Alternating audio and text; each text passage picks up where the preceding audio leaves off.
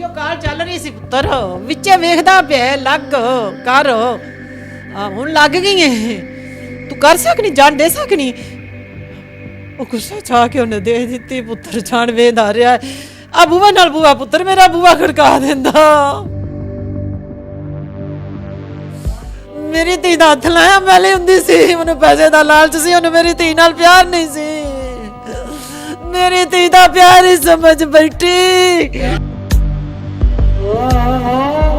ਬੇਟਾ ਤਸਵੀਰਾਂ ਲਾਈਆਂ ਸੋਂਦੀਆਂ ਕਿਤੇ ਬੱਚੀ ਦੀਆਂ, ਉਹਨਾਂ ਨੂੰ ਬਲੈਕਮੇਲ ਤਸਵੀਰਾਂ ਤੋਂ ਕਰਦਾ ਸੀ। ਆਮਰ ਨਾਮੀ ਲੜਕਾ ਤੁਹਾਡੀ ਬੇਟੀ ਦੀਆਂ ਨਜ਼ੇਬਾ ਵੀਡੀਓ ਤਸਵੀਰਾਂ ਬਣਾ ਕੇ ਉਹਨੂੰ ਬਲੈਕਮੇਲ ਕਰਦਾ ਰਿਹਾ, ਪੈਸੇ ਖਾਂਦਾ ਰਿਹਾ, ਸੋਨਾ ਤੱਕ ਲੈ ਲਿਆ। ਜਦੋਂ ਤੁਸੀਂ ਕਿਹਾ ਕਿ ਰਿਸ਼ਤਾ ਲੈ ਲਓ, ਉਹਨਾਂ ਕਿਹਾ ਅਸੀਂ ਰਿਸ਼ਤਾ ਨਹੀਂ ਲੈਣਾ। ਨਹੀਂ, ਉਹਨਾਂ ਕਿਹਾ ਨਹੀਂ ਲੈਣਾ।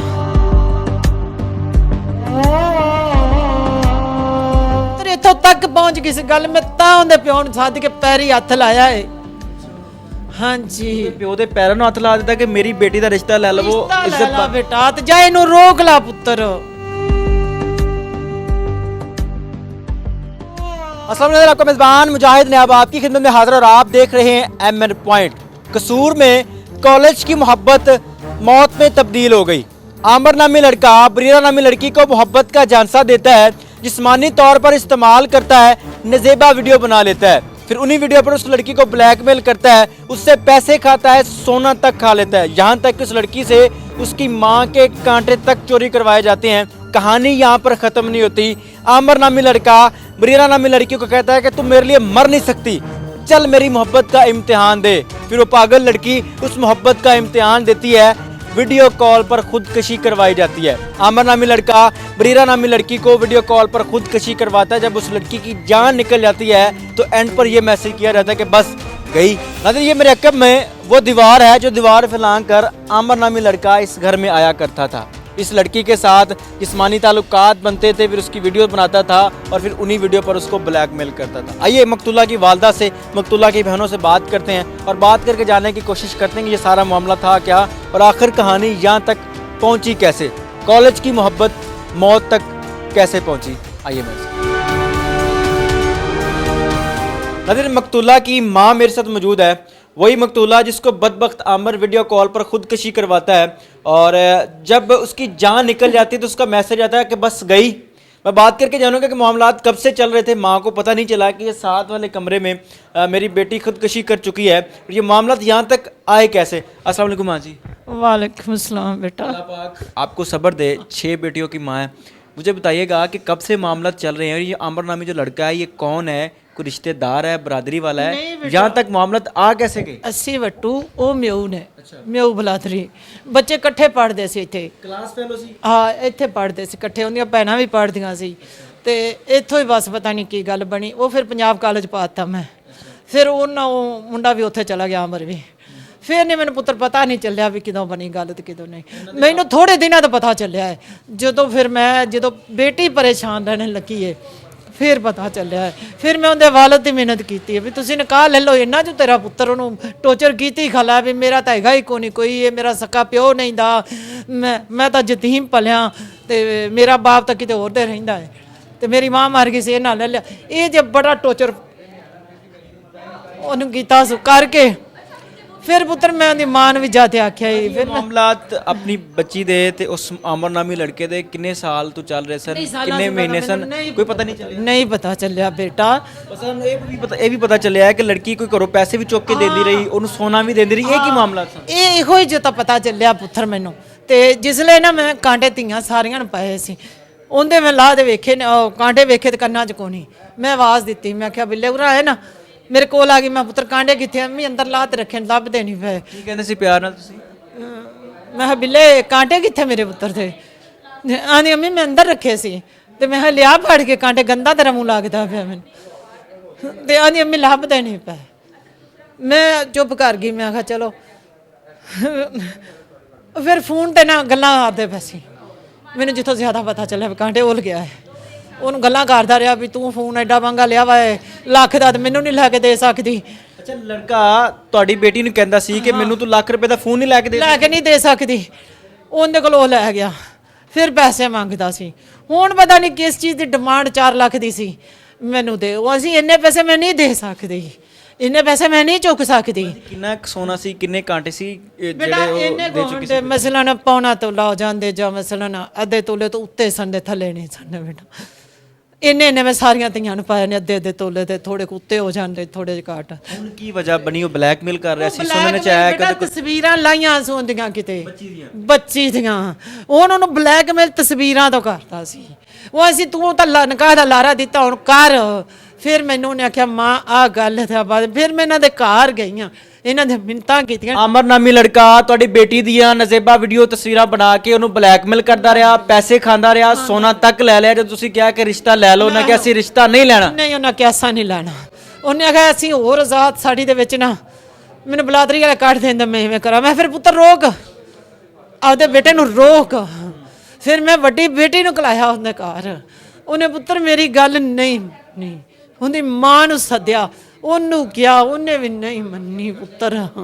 ਐਂਡ ਤੇ ਕਿਤੇ ਮੈਂ ਗਈ ਚਲੀਆਂ ਦਵਾਈ ਕਸੂਰ ਗਈਆਂ ਲੈ ਕੇ, ਉਹਦੀ ਦਵਾਈ ਲੈ ਕੇ ਆਈਆਂ। ये माँ है 6 बेटियों की माँ। इनकी बेटी जो कि पंजाब कॉलेज में पढ़ रही थी, अपने ही क्लास फेलो के साथ सारे मामलात होते हैं। वो लड़का तस्वीरें बनाता है, वीडियो बनाता है, ब्लैकमेल करता है और वो मोहब्बत कह लें, वो प्यार कह लें, और उस मोहब्बत का अंजाम फांसी तक होता है। और वो लड़का जब लड़की की जान निकल जाती है तो मैसेज करके कहता है कि बस गई। ਵੀਡੀਓ ਕਾਲ ਚੱਲ ਰਹੀ ਸੀ ਪੁੱਤਰ, ਵਿੱਚੇ ਵੇਖਦਾ ਪਿਆ ਲੱਗ ਕਰ। ਹੁਣ ਲੱਗ ਗਈ ਏ ਜਿਲੇ ਵਿੱਚ ਲੱਗੀ ਖਲੀ ਨੂੰ ਵੇਖਦਾ ਪਿਆ ਚੱਲਦੀ ਵੀ। ਆਮਰ ਵੀਡੀਓ ਕਾਲ ਤੇ ਕਹਿੰਦਾ ਰਿਹਾ ਕਿ ਤੂੰ ਫਾਂਸੀ ਲੈ ਲਈਏ, ਕਰ ਕਰ ਕਰ ਲਾਭ ਹਾ ਲੱਗਦੇ ਤੂੰ ਕਰ ਸਕਣੀ, ਜਾਨ ਦੇ ਸਕਣੀ।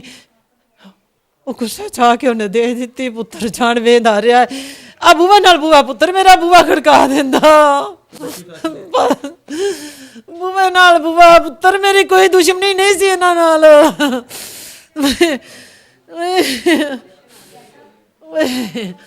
मेरी बहन, आपने देखा अपनी बहन को जाके जब वो अंदर थी, दरवाजा कैसे खोला गया, किस तरह दरवाजा खोला?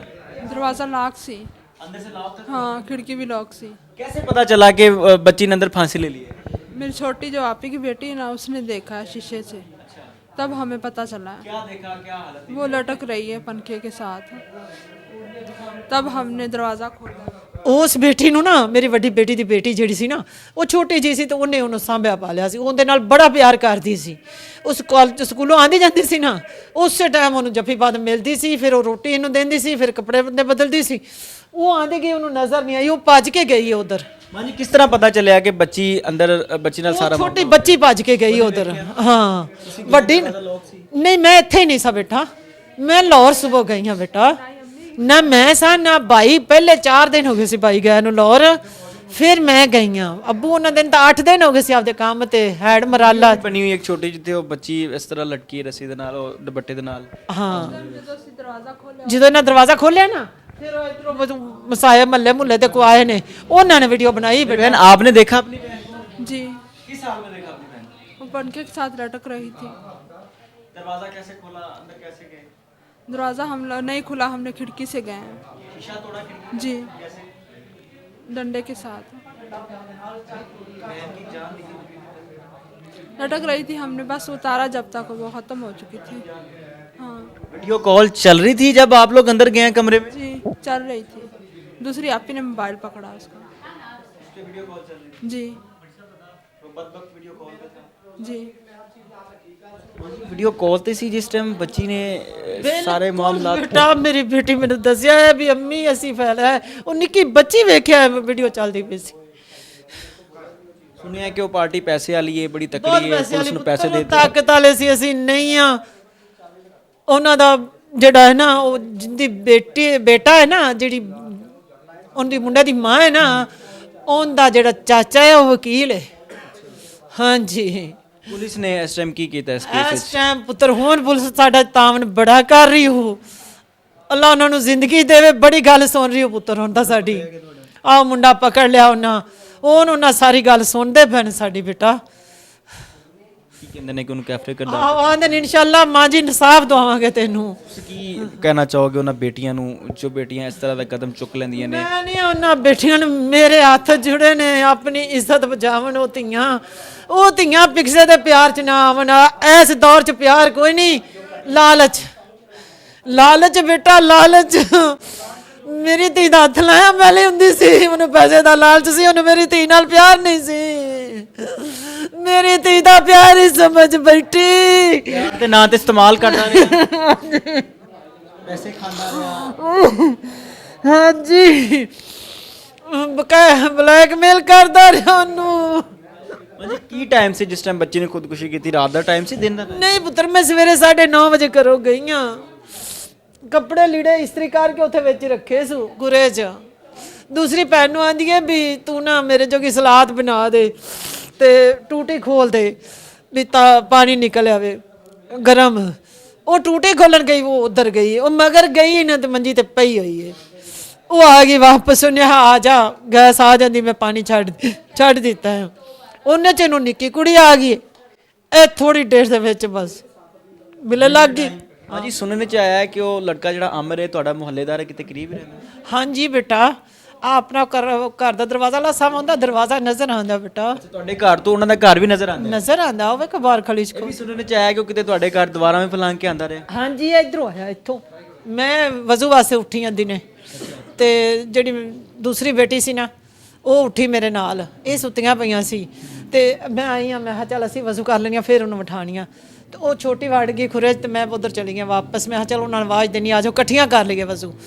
ਤੇ ਉਹਨੇ ਨਿਕਲੀ ਹੈ ਤੇ ਉਹਨੇ ਵੇਖਿਆ ਇੱਥੇ ਖਲਾ। ਅੱਛਾ, ਉਹ ਉੱਥੋਂ ਨਿਕਲੀ ਹੈ ਨਾ, ਤੇ ਉਹਨੇ ਬਰੋਲਾ ਪਾ ਦਿੱਤਾ ਤੇ ਮੈਂ ਭੱਜ ਕੇ ਉੱਥੇ ਬੂਹੇ 'ਚ ਵਿਛਾ ਵਾਪਸ। ਉੱਤੇ ਛੱਤ ਤੇ ਚੜ ਗਿਆ, ਉੱਥੋਂ ਇਧਰ ਛਾਲ ਮਾਰੀ ਸੋ ਤੇ ਉੱਥੋਂ ਪਰ ਨਿਕਲ ਗਿਆ। ਫਿਰ ਆ ਸਾਹਮਣੇ ਦੀਵਾਰ ਫਲਾਂਗ ਕੇ ਅਮਰ ਤੁਹਾਡੇ ਘਰ ਵੀ ਆ ਜਾਂਦਾ? ਹਾਂਜੀ ਪੁੱਤਰ, ਇੱਥੋਂ ਤੱਕ ਪਹੁੰਚ ਗਈ ਸੀ ਗੱਲ। ਮੈਂ ਤਾਂ ਉਹਦੇ ਪਿਓ ਨੂੰ ਸੱਦ ਕੇ ਪੈਰੀ ਹੱਥ ਲਾਇਆ ਏ। ਹਾਂਜੀ, ਪਿਓ ਦੇ ਪੈਰਾਂ ਨੂੰ ਹੱਥ ਲਾ ਦਿੱਤਾ ਕਿ ਮੇਰੀ ਬੇਟੀ ਦਾ ਰਿਸ਼ਤਾ ਲੈ ਲਵੋ, ਇੱਜ਼ਤ ਲਾ ਬੇਟਾ, ਤੇ ਜਾ ਇਹਨੂੰ ਰੋਕ ਲਾ ਪੁੱਤਰ। ਨਹੀਂ ਪੁੱਤਰ, ਉਹਨੇ ਮੇਰੀ ਗੱਲ ਸੁਣੀ, ਕੋਈ ਜਵਾਬ ਨਹੀਂ ਦਿੱਤਾ ਉਹਨੇ ਮੈਨੂੰ ਬੇਟਾ, ਨਹੀਂ ਗੱਲ ਸੁਣੀ ਪੁੱਤਰ ਉਹਨੇ ਮੇਰੀ।